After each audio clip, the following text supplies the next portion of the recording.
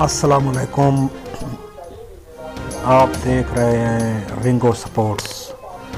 Breaking news आपको दे रहे हैं। इतवार की शाम 7 बजे Australia versus New Zealand बामुकाबला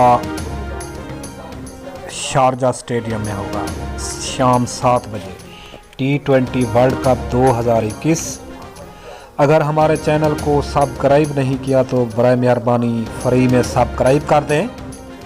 breaking news की जानिब बढ़ते हैं, क्योंकि ऑस्ट्रेलिया और न्यूजीलैंड का मुकाबला इतवार 14 तारीख को मैच है 7 बजे शाम।